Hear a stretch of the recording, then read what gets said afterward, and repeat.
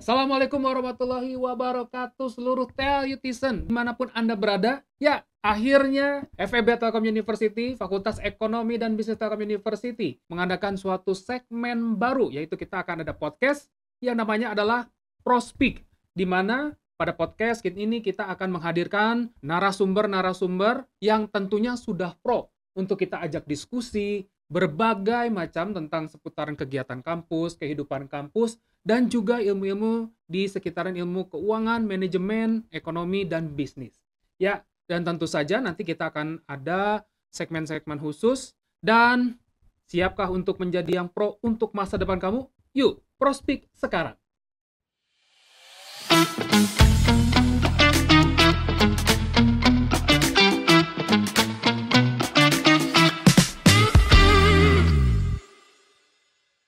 Ya, Sobat Prospek, kita sudah ada kedatangan narasumber, tamu kita yang luar biasa pada episode pertama untuk Prospek ya, podcast dari Fakultas Ekonomi dan Bisnis Telkom University kali ini.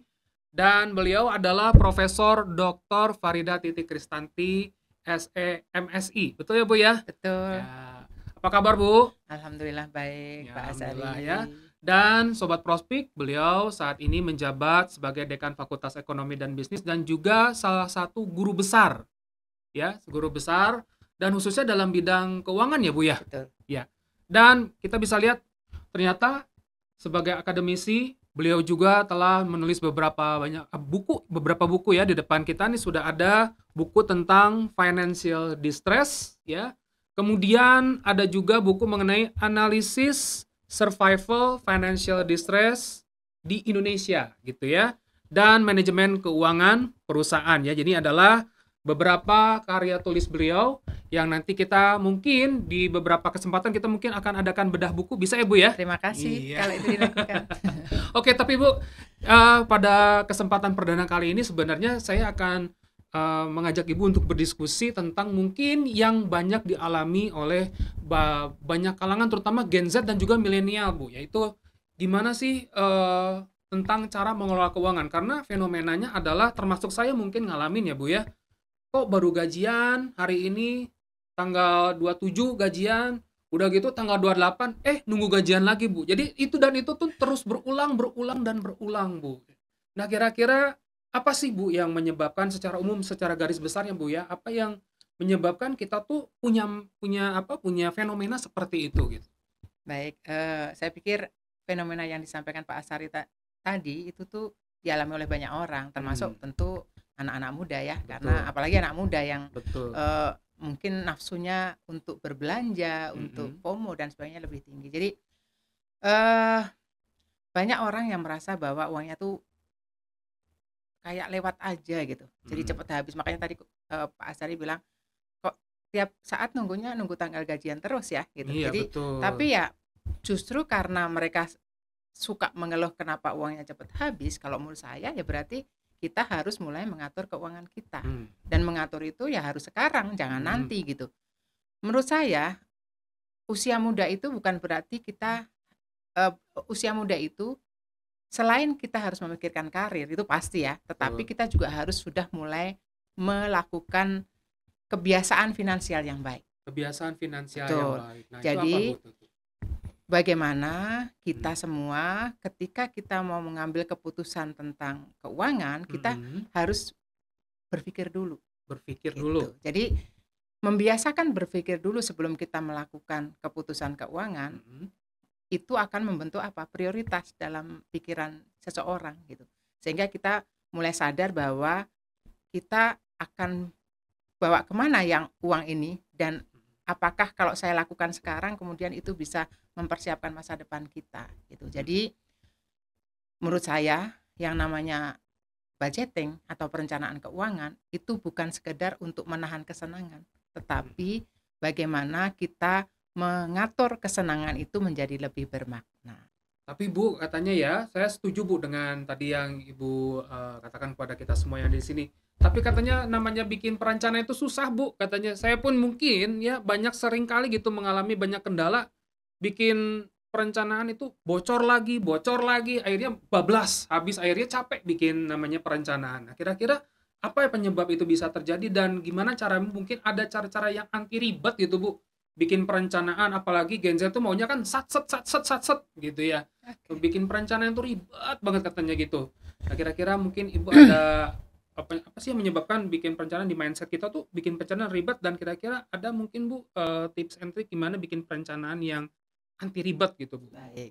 Ya karena mungkin tadi mindset tadi Mhm, bahwa kita membayangkan yang rumit gitu. Kalau kita mhm, pengen melakukan sesuatu kan harus membayangkan sesuatu yang mmm, simpel. Jadi kunci utama budgeting itu adalah bagaimana kita konsisten dan jujur pada diri sendiri gitu. mhm, Nah, dalam hal apa? Ya dalam melakukan seluruh perencanaan keuangan kita gitu. Eh kalau para Gen Z mungkin sering kenal dengan istilah 50-30-20. Nah, misalnya contohnya itu. Kita konsisten itu kan artinya kita melakukan itu dengan terus-menerus kan. Tetapi mhm, bukan berarti kalau hari ini, "Oh kok saya sekarang bisanya 40 ya?" Ya nggak apa-apa juga. Jadi maksud mhm, saya hanya pengen bilang bahwa kalau kita lagi memulai, kita nggak perlu terlalu ketat pada diri sendiri gitu. Yang mmm, penting mulai dan catat gitu, karena mhm, pencatatan itu penting gitu. Jadi, eee melakukan perencanaan keuangan itu bukan berarti kita menjadi akuntan yang harus bikin buku besar, oh yang iya, harus bikin, spreadsheet mmm. yang rumit, yang Mulai nggak dari perlu. jurnal sampai laporan keuangan, Yes, bahkan perlu apakah diaudit itu ah, nggak perlu ya? itu nanti pusing sekali ya. Jadi yang penting sebenarnya adalah bagaimana kita ngatur berapa banyak yang Mhm, masuk, kemana uang itu pergi, dan mhm. apakah itu penting atau tidak yang kita lakukan tadi, gitu. Jadi, ya kalau di sini saya pengen memberikan 3 pilihan ya, 3 pilihan apa 3 itu, Bu? pilihan untuk melakukan budgeting. Yang pertama adalah satu akun, satu tujuan. 1 akun, 1 tujuan. Yes, Apa itu, Bu, betul. 1 Jadi akun, 1 tujuan tuh? kita memisahkan Mhm, antara pengeluaran dan tabungan. oke. Jadi yang pengeluaran jelas kan, Mhm, pemasukan dan pengeluaran, tapi dalam mhm, dalam situ ada tabungan gitu. Jadi yang masuk jelas pasti entah pintunya satu, pintunya 2 ya. mmm, Tapi pokoknya yang masuk kita pisah, mhm. kemudian kita atur pengeluaran kita, seberapa banyak, satu lagi tabungan. Nah, seringkali, Bu, kalau pengeluaran itu pintunya banyak lagi tuh, Bu. Kadang-kadang itu masalahnya, Bu, tapi itu pinter-pinternya kita Nah, ya, Bu, ya. ya betul, Mhm. mungkin satu kesalahan yang lain adalah seringkali tabungan itu sisa, padahal harusnya Oh, nggak boleh. Tabungan itu ya bagian perencanaan kita gitu. malah justru tabungan itu harus di-set Bet di awal malah ya, Bu, ya, pengen betul, kita tuh targetnya punya tabungan berapa yes, gitu. makanya pilihan yang kedua adalah yang tadi saya bilang tadi, eee, sistem 50-30-20. 50 itu untuk pengeluaran sehari-hari, Mhm, 30 untuk kesenangan, yang 20 untuk tabungan. tabungan. Nah, kalau dalam konsep ini bahkan kita masih mengakomodir kesenangan kan. Iya, betul. Nah, jadi bukan berarti kalau kita melakukan perencanaan keuangan itu semuanya harus, diatur banget yang sangat rumit, Mhm, kita lupa pada kesenangan, tentu enggak. Kita mhm, harus juga memberikan, apa ya, reward untuk diri sendiri betul. gitu ya. Sebagai makhluk Betul. sosial dan ekonomi manusia gitu Yes, kan punya betul. needs and wants, berarti wants-nya juga harus terpenuhi ya, Bu, ya? Ya, Mhm. jadi inti budgeting adalah bukan soal teknis, tapi bagaimana kita mengontrol kehidupan finansial kita, gitu. Oh, setuju setuju. Ya, 50-30-20 ya, 20, Bu, ya? lima yes. puluh untuk kita apa, alokasikan untuk kebutuhan kita sehari-hari, 30 itu untuk ya apa yang kita senangi kita mungkin untuk ngopi-ngopi cantik mungkin ya, Bu, ya, salah Ya, satunya betul. dan 20%-nya kita set itu untuk tabungan dan justru bagus-bagusnya 20 lebih dari 20 mungkin 25 itu lebih make sense ya, Bu, ya? Mungkin bisa seperti itu atau menurut Ibu lebih besar tabungan akan lebih baik atau enggak, Enggak Bu? juga.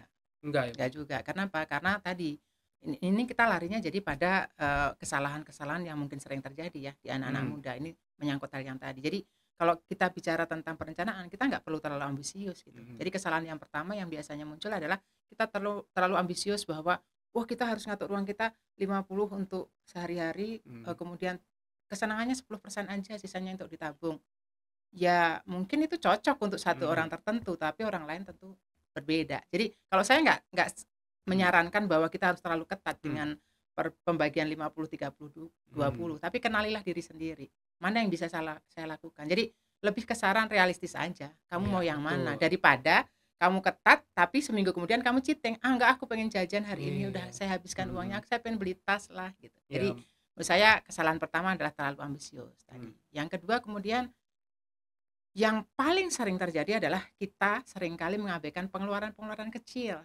Ya. Jajan, kopi, Starbucks, cuma kopi kok 50.000 misalnya, atau jajan GoFood, jajan cemilan, kan karena kemudahan ya, sehingga kita sering main klik-klik aja 20.000. Gitu ya. Yes, nah itu juga menurut saya kita selalu mungkin jadi cenderung kan cuma 20.000, cuma 30.000 gitu. Padahal kalau diakumulasi habis nanti lama-lama juga gitu. Jadi kesalahan yang kedua adalah mengabaikan pengeluaran-pengeluaran kecil gitu. Jadi melupakan perencanaan yang sudah kita buat.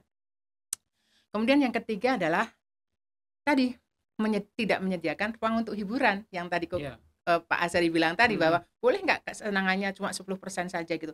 Ya mangga kalau itu memang sesuatu yang tapi kita tuh harus kasih self reward gitu. Jadi kita harus menghargai diri sendiri kita yang sudah bekerja keras. Jadi kalau kita lagi pengen beli sepatu ya nggak apa-apa juga, belilah gitu. Selama masih ada di pos yang 30 tadi ya. Atau memang direncanakan 20. Jadi saya bulan depan aja deh. Karena bulan depan uangnya udah cukup kan gitu. Jadi santai tapi pas untuk diri kita.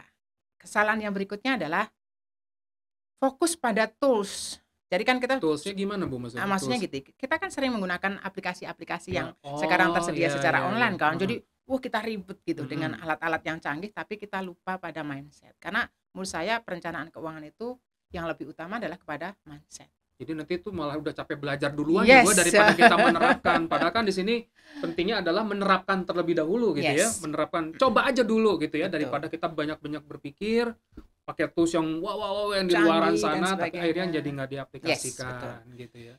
Kesalahan yang berikutnya adalah kita seringkali membandingkan diri kita dengan orang lain. Wah, si itu punya mobil, tiba-tiba mobilnya baru. Oh, Pak Azari tiba-tiba punya Alphard baru. Amin. Amin Bu. Nah, karena ini tidak lepas dari medsos juga ya. Karena medsos itu begitu sangat melingkupi hidup kita sehingga sering kita lihat, kok orang suka jalan-jalan terus ya, dia uangnya dari mana gitu. Nah, hal-hal seperti itu membuat kita selalu membandingkan atau gaya hidup kita jadi dipengaruhi oleh orang lain. Itu mungkin kayak anak sekarang namanya FOMO ya Bu ya. Nah, bawahnya ini kesalahan yang keenam itu yang menjadi FOMO tadi. Jadi belanja karena ikut-ikutan. Padahal sebenarnya nggak suka. Padahal gitu ya? Gitu. Tapi ya wajar sih ya, karena namanya manusia kan. Jadi cuma mungkin karena memang jiwa muda seringkali kita terpengaruhnya agak lebih kenceng gitu ya. Kalau sudah usia-usia kayak saya kan sudah memang dengan pengalaman hidup ya relatif sudah bisa lah ya mengelola dengan. Dan mungkin bisa dipengaruhi karena faktor media sosial juga ya Bu ya. Jadi mungkin orang butuh untuk standing out gitu ya, duluan jadinya akhirnya sesuatu yang tidak dibutuhkan padahal mereka pakai cicilan. Akhirnya 20%-nya hilang dihabisin buat bayar bunga mungkin. Oh iya Bu, mungkin saya juga salah ada tadi yang beberapa yang tadi Bu jabarkan, ada yang karena salah mengalokasikan dana untuk 50, 30, 20 gitu ya, mungkin masih rancu, tapi apakah itu mungkin dilakukan juga untuk yang mungkin seumuran saya atau lebih tua lagi mungkin Bu seperti? Ya sebenarnya mungkin tidak mengikat ke umur tertentu ya, menurut saya itu bisa terjadi ke semua orang gitu, tapi yang pengen saya sampaikan adalah bahwa kita itu sebenarnya harus punya prinsip dalam pengelolaan keuangan gitu. Nah kalau saya nih, sekali lagi nih saya ya, tapi dengan pengalaman yang sudah banyak ini, baik secara pribadi maupun mengelola keuangan institusi ya, bahwa setiap keputusan keuangan yang kita lakukan ya harus sebuah keputusan yang mempunyai nilai gitu. Nah yang mempunyai nilai itu yang seperti apa? Yang mempunyai nilai itu artinya seluruh yang kita keluarkan harus mencerminkan arah hidup kita. Kita mau apa? Ya kalau misalnya cita-citanya pengen FOMO terus ya berarti itulah yang kamu dapat gitu. Tapi saya yakin semua orang punya cita-cita masa depan kan. Oh saya pengen beli rumah, saya pengen beli ini, saya pengen menabung untuk ini dan seterusnya. Nah saya pikir tujuan seperti itulah yang membuat kita mengelola keuangan dengan lebih bernilai. Tapi jujur ya Bu ya, Ibu dulu pernah juga nggak, maksudnya sering kebobolan anggaran pernah Bu? Terus kalau misalnya pernah ya Bu ya, apa yang Ibu lakukan untuk berubah, dan kira-kira tuh Ibu punya prinsip-prinsip apa Bu sehingga sekarang keadaan keuangan Ibu mungkin lebih stabil, terencana dengan baik gitu ya, seperti apa Bu kira-kira? Ya saya pikir setiap orang pasti Hmm. mengalami proses Hmm. belajar, termasuk saya gitu. Kalau ditanya tadi kok, Pak Asari pernah nggak kebobolan? Ya pada saat muda Pernah adalah. Ibu. Misalnya dikasih bekal sama Kalau saya bapak masih sering Bu. bapak ibu, misalnya zaman dulu Hmm. saya kuliah kan bekalnya saat itu cuma Rp300, Ya. Hmm. yang 100 untuk naik bis, berangkat, 100 untuk pulang, 100 untuk jajan gitu kan. Hmm. Zaman gitu 100 cukup lah untuk beli sesuatu. Nah, Padahal jangan dibongkar Rp100 Bu. supaya nilainya kayak kecil ya, tapi sebenarnya itu bisa untuk apa saja gitu. Dikonversi ke sekarang Nah, aja. nah kalau kita bicara tentang praktek keuangan supaya tadi tidak terjadi adalah satu, kita harus punya 3 mindset. Yang 3 pertama mindset. adalah kesadaran bahwa ketika kita melakukan sesuatu, kita harus bertanya dulu kenapa gitu. Kenapa kita mau mengambil keputusan itu? Misalnya nih, kita kadang-kadang, saya pun sebenarnya seusia ini kadang-kadang tergoda gitu ya. Lagi ada iklan kan, kalau sekarang TikTok tuh segitu gencarnya Segitu ya. gencarnya, Termasuk media saya sosial. senang aja scroll gitu. Nah, seringkali kan lewat 1, 2 barang-barang yang harganya murah sih sebenarnya. Tapi itu kan bikin kita beli nggak ya? Pengen Ya. gitu, rasa pengen gitu Nah, ya. itu yang saya maksud dengan kesadaran bahwa kita harus selalu bertanya mengapa. Saya beli itu untuk apa gitu. Nah, kalau kesadaran itu sudah muncul, saya yakin kita akan membuat satu keputusan yang tidak berujung pada penyesalan. Sampai rumah barangnya ternyata kayak gini. Nah, Nyesel iya. gitu. Nah, jadi kesadaran ya yang pertama.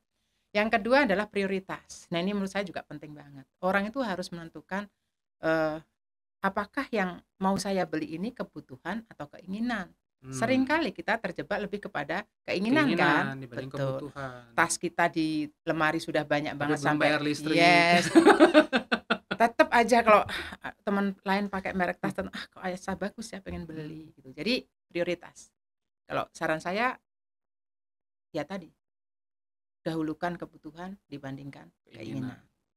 Yang ketiga adalah konsisten dari hal yang kecil supaya buahnya besar gitu. Jadi kita nggak perlu cita-cita tadi loh, bahwa yang 20 tabungan 20 tadi nggak harus 20. Kalau kamu sekarang bisanya 10, lakukan saja 10 tapi konsisten, daripada 20 tapi baru 2 bulan kita cheat, ambil, kita pakai. Nah, itu menurut saya jauh lebih berbahaya. Jadi yang penting konsisten dari kecil sampai membentuk sebuah kebiasaan. Tapi kalau cheat sedikit nggak apa-apa ya Bu ya? Boleh, kan tadi saya bilang yang penting kita selalu melakukan evaluasi terus-menerus gitu. Nah, boleh. Ya jadi ingat, boleh cheat tapi harus kita lakukan evaluasi supaya nggak kebobolan terus ya sampai nanti kita pensiun gitu ya Bu ya, kira-kira ya Bu ya. Yang terakhir kemudian adalah, ini menurut saya penting banget nih untuk para Gen Z, para milenial juga ya Bu. milenial juga, bahwa investasi pada diri sendiri itu adalah hal mutlak gitu.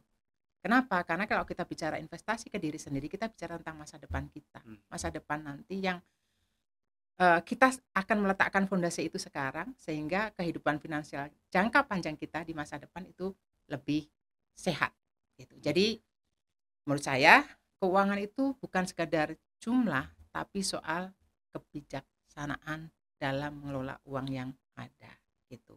Uang itu alat. Kita harus ingat bahwa uang itu alat. Jadi karakter kita lah yang membentuk itu. Jangan kita yang nanti dikendalikan. Yes, betul. Luar biasa Bu tadi paparan dari Ibu ya, dan mungkin tadi yang saya masuk itu adalah investasi untuk diri sendiri ya Bu ya, dan juga kadang luput dari pandangan kita itu, kita lupa untuk investasi mungkin dari 50, 30, 20, 30 sebenarnya adalah lebih baik kita juga itu untuk self reward, tapi itu juga untuk mungkin salah satu dari bentuk investasi untuk diri sendiri. Yes. Betul ya Bu ya. Oke, dan nggak kerasa Bu kita akan ada di segmen terakhir.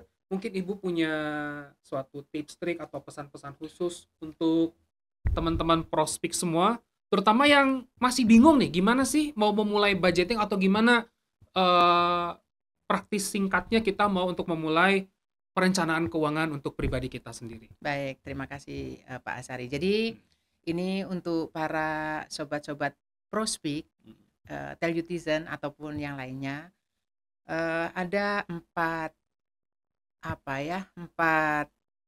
saran gitu atau apapun lah namanya, bahwa kalau kita mau memulai dengan kegiatan budgeting kita, maka yang pengen saya sampaikan adalah bahwa kalau kamu belum bisa sempurna nggak apa-apa, karena kamu nggak sendiri gitu. Jadi yang penting adalah kalau sekarang masih bingung, sekarang belum konsisten, nggak apa-apa, yang penting sudah dimulai gitu. Karena betul. justru awal itulah yang menentukan, daripada kita mikir terus tapi nggak mulai-mulai Iya, ya gitu. nggak Jadi tunda-tunda terus. tenang, kamu nggak sendiri gitu. Jadi tidak ada kata terlambat untuk belajar. Itu yang pertama. Yang kedua, mulai dari yang sederhana. Kita nggak usah muluk-muluk. Wah, tadi 50-30-20, aku Wah, pengen harus ya. dipaksain ya Bu ya. Ya, kalau memang kita pengeluaran kita masih 70%, ya why not gitu. Iya, Jadi iya. mulai yang kamu bisa. Mulai dari hal yang sederhana. Catat. Kalau besok lupa ya nanti catat lagi. Jadi yang penting adalah kita mulai dengan hal yang sederhana sehingga lama-lama akan membentuk kebiasaan finansial yang baik. Gitu. Langkah kecil akan membangun kendali kita terhadap kebiasaan finansial kita. Yang ketiga, budgeting itu bukan soal kita menahan diri terhadap hidup kita gitu kan. Kita sering merasa bahwa kalau kita melakukan perencanaan keuangan itu seakan-akan kita nggak boleh senang-senang. Kan tadi aturannya sederhana kan, 50-30-20 itu menyiapkan, memberi ruang untuk kita untuk kesenangan diri sendiri. 30 loh menurut saya itu banyak loh. Iya. 30% itu cukup banyak. Jadi investasi diri sendiri tadi kan. Betul. Pak Asari bilang bahwa 30 itu bisa juga sebagai self reward, investasi ke diri sendiri. Kalau kita bahagia kan melakukan sesuatu dengan senang gitu. Nah, yang terakhir menurut saya kita semua sebenarnya bukan, tapi kalian kita semua itu layak untuk punya hubungan yang sehat dengan uang. Nah, hubungan yang sehat itu apa? Hubungan yang sehat itu adalah bahwa keputusan keuangan yang kita buat harus mencerminkan penghargaan kita terhadap diri sendiri gitu. Jadi pesan singkatnya atau utamanya adalah bahwa kendalikan uangmu, jangan biarkan uang mengendalikanmu. Ya, berarti quote yang luar biasa yang tadi telah disampaikan oleh Ibu, kendalikan uangmu, bukan kita Jangan yang uang, ya. ya, Jangan betul. uang yang mengendalikan kita ya Bu ya, karena uang itu adalah sebagai alat gitu ya. Dan tadi kita sudah bicara tentang banyak hal, utamanya adalah bagaimana kita bisa merencanakan keuangan kita supaya tadi nggak nungguin gaji terus ya Bu secara berulang, dan itu menjadi kita overthinking atau OVT kata anak sekarang ya Bu ya. Oke, dan teman-teman Prospik, itu dia perbincangan kita bersama Profesor Dr. Farida Kristanti SEMSI. Beliau saat ini merupakan salah satu guru besar dari Telkom University, dan juga beliau saat ini menjabat sebagai Dekan Fakultas Ekonomi dan Bisnis Telkom University. Terima kasih Ibu atas kehadirannya. Mudah-mudahan apa yang telah kita diskusikan dan Ibu sampaikan kepada teman-teman Prospik memberikan manfaat bagi saya khususnya dan juga bagi teman-teman yang menyaksikan podcast kita ini. Dan sebelum kita tutup, mungkin sebagai pembuka dari episode pertama Bu dari Prospik ini, kita ingin memberikan suatu penghargaan dan juga kenang-kenangan untuk kita semua dari Prospik Podcast Fakultas Ekonomi dan Bisnis. Mohon diterima Ibu. Terima kasih sekali Pak Asari untuk bagus sekali ya. Mudah-mudahan Prospik semakin maju dan kita nanti mendapatkan narasumber-narasumber yang luar biasa.